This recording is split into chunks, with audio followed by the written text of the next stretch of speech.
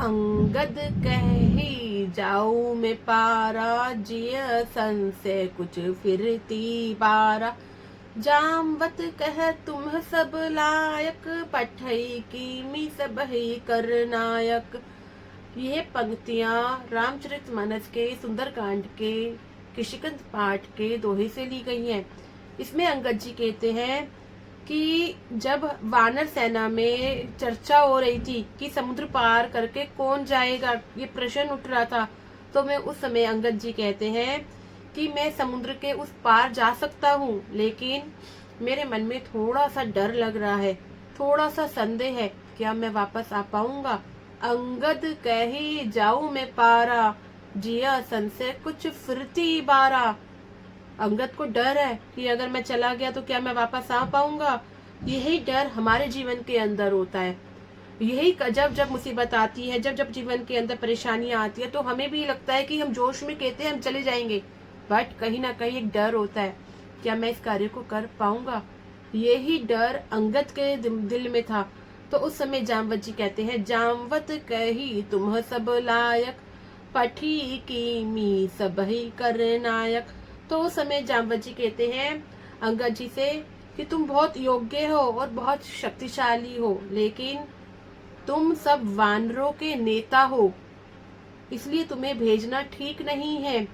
क्योंकि नेता का कर्तव्य जो होता है पूरी सेना का मार्गदर्शन करना होता है। आप एक नेता हो, जो पूरी सेना के, जो अंगद जी थे ना, वानरों की सेना के नेता थे।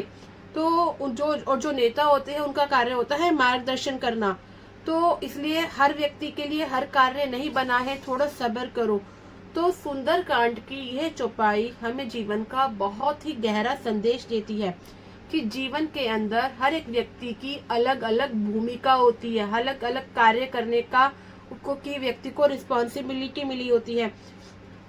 कभी कभी हमारे अंदर बहुत सारी शक्ति होती है, बट हम उस शक्ति को नहीं पहचान पाते, नहीं समझ पाते कि हमारा क्या कार्य है। जैसे अंगद जी के अंदर क्या शक्ति थी कि अपनी जितनी भी सेना है उसका मार्गदर्शन करना।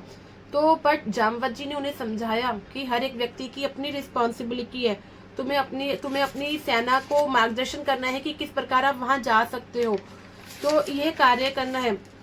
तो जब व्यक्ति अपने जीवन के अंदर अपनी शक्ति को पहचान लेता है कि उसको जीवन में क्या करना है, तो वह जीवन के बड़े से बड़े समुद्र को, बड़ी से बड़ी कठिनाइयों को, बड़ी से बड़ी परेशानियों को पार कर जाता है। बोलिए जय श्री राम। अब मैं आपको और डिटेल्स में बताती हूँ। रामायण का हर पात्र हमारे अंदर ही मौजूद है। राम कौन है? देखिए, राम है आपकी आत्मा, राम है आपकी आत्मा। हनुमान जी कौन है? आपकी भक्ति, आपकी शक्ति। जामवत जी कौन है? यहाँ पर जामवत जी है ज्ञान, जो आपको मार्गदर्शन कर रहे हैं, आपकी नॉलेज। अंगद कौन है? आपका पोटेंशियल, क्षमता। और समुद्र क्या है? आपके जीवन की परीक्षा, क्योंकि समुद्र बहुत बड़ा है। वो आपकी, इसी प्रकार आपके जीवन में डिफरेंट डिफरेंट परीक्षाएं आती रहती हैं।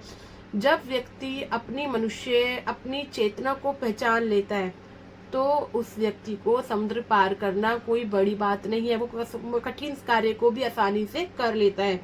तो यहाँ जो अंगद है जो बताए गए हैं, वो आपका आत्मविश्वास है, आपकी आत्मविश्वास का प्रतीक है कि जब हमारा आत्मविश्वास ही डगमगा जाए तो हम कैसे कार्य करेंगे। जैसे अंगद जाना चाहते थे, बट उनका सेल्फ कॉन्फिडेंस डगमगा रहा था कि मैं जाऊंगा, क्या मैं वापस आऊंगा।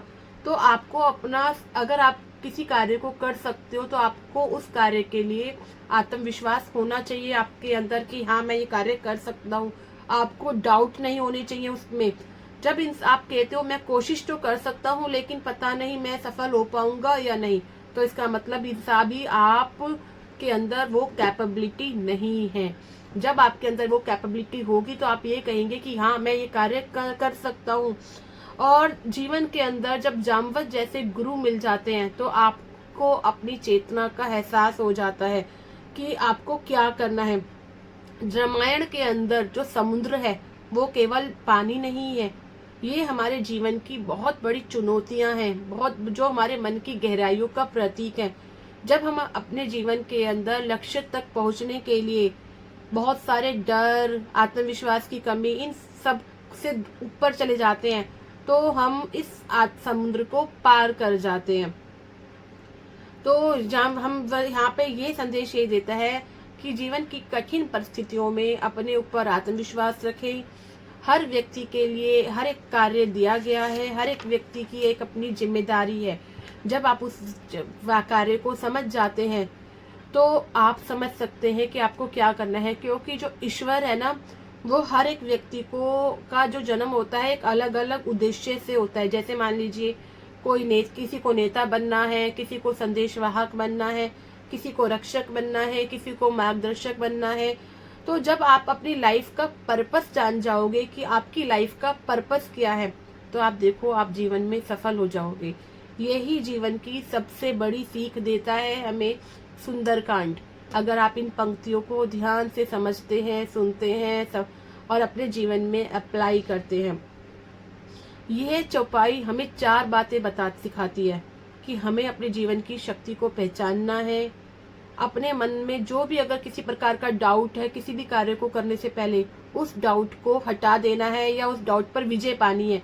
कुछ कमी है तो आप सीखो, नई चीजें सीखो, अपने अंदर वो विश्वास लाओ कि yes you can do it. आपको जीवन में अपने गुरु के महत्व को समझो कि आपको जो सही गाइड कर रहा है वो कौन व्यक्ति है, क्योंकि हर एक व्यक्ति का उद्देश्य अलग है। जब आपको पता चल जाएगा कि आपके जीवन का उद्देश्य क्या है, तो आप देखिएगा आप अपने जीवन में सफल होते चले जाएंगे। बोलो जय श्री राम।